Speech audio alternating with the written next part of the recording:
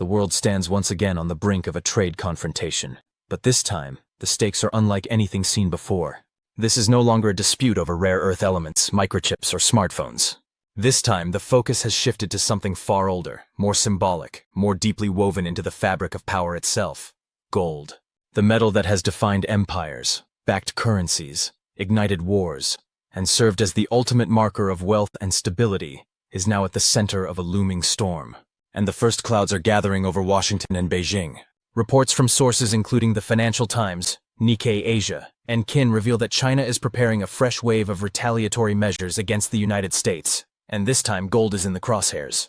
Where once the battlegrounds were steel and silicon, Beijing is now aiming directly at one of the quiet but vital arteries of the American economy, the gold industry. Leaks from officials close to China's Ministry of Commerce suggest that in the coming weeks, a set of sweeping measures could be announced, ranging from a sharp escalation in tariffs on U.S. gold in all forms, including raw ore, bullion, and refined products, to the most aggressive option of all, a complete ban on gold imports from the United States. At first glance, it might appear to be just another tactical move in the ongoing chess match between the two powers. But look closer, and the scale of the ambition reveals something far more profound. According to Bloomberg, China is quietly assembling a coalition of countries, nations that hold significant reserves of U.S. gold and operate some of the world's largest gold refining networks. Behind closed doors, they are discussing a coordinated effort to begin withdrawing U.S. gold from overseas vaults, gradually sidelining the United States from the global system of gold storage and settlement. This is not just a trade maneuver. This is a strategic decoupling, what analysts are now calling the golden decoupling, with the potential to fracture the very financial architecture the United States has constructed and maintained for generations. The consequences could be seismic. A hit to gold is not a hit to a single commodity. It is a strike at the foundation of financial trust, the perceived reliability of American institutions, and the role of the dollar itself. The impact would echo across the entire U.S. gold ecosystem, from the massive open pit mines of Nevada and Alaska, where machines the size of houses haul rock from the depths of the earth, to the chemical refining facilities that laboriously extract mere grams of gold from tons of ore, to the showrooms of jewelers in New York and Los Angeles.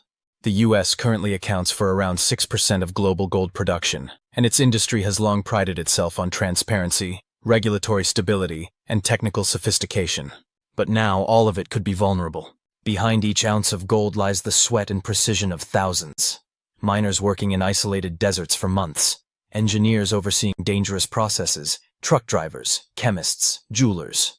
And now, with one geopolitical decision, all that labor could be under threat. Analysts at Bank of America warn that even moderate Chinese tariffs could be catastrophic, slashing export volumes and putting hundreds of thousands of American jobs at risk. The financial markets are already reacting.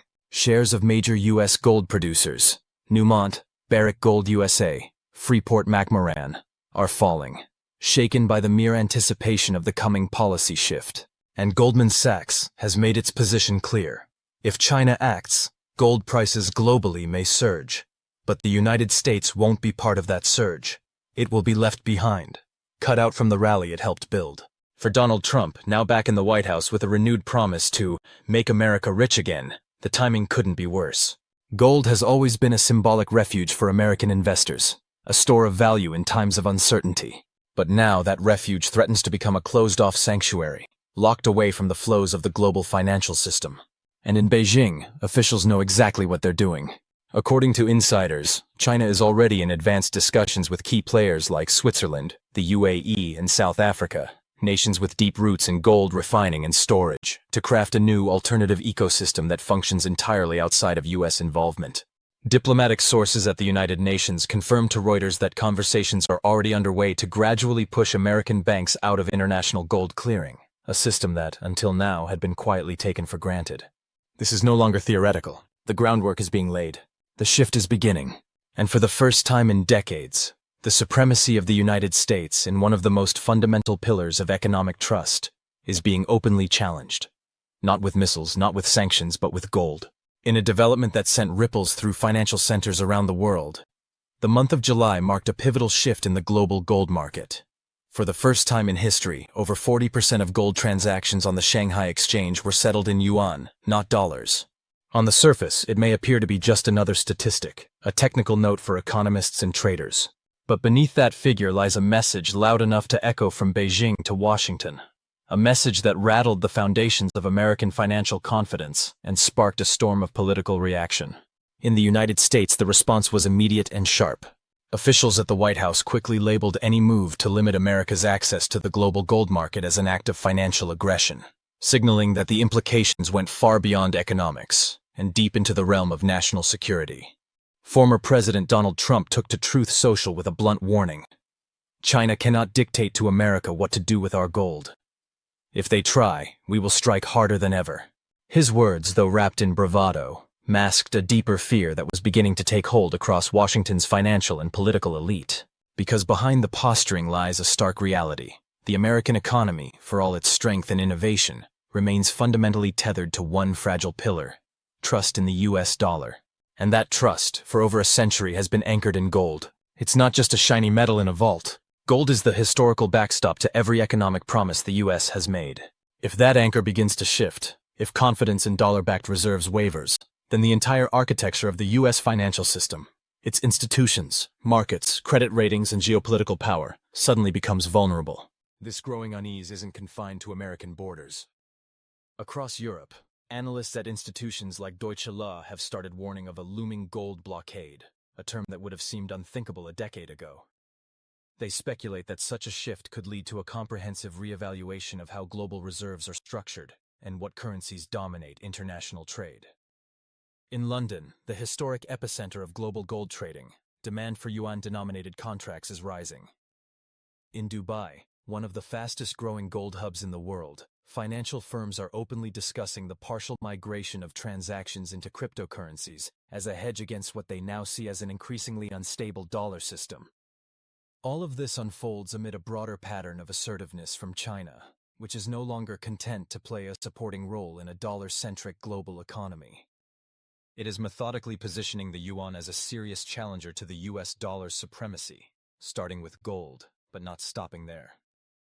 The question facing policymakers now isn't whether this is an attack, but whether it marks the beginning of something irreversible, a shift so deep that it reshapes the financial world order itself.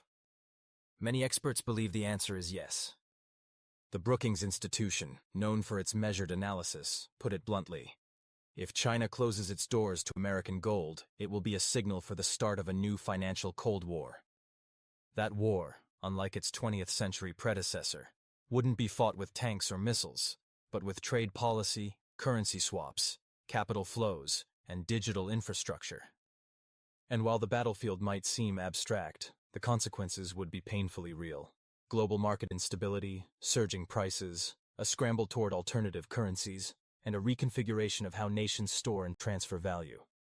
For the United States, this would represent more than just an economic challenge. It would be a fundamental blow to the credibility of its financial system. And most worrying of all, this may just be the opening move.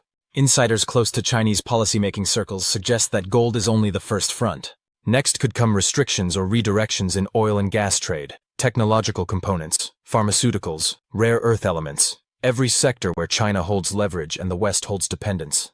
If these steps are taken in succession, the world could find itself engulfed in the largest economic confrontation of the modern era, one that eclipses trade wars of the past not only in scale but in strategic intent.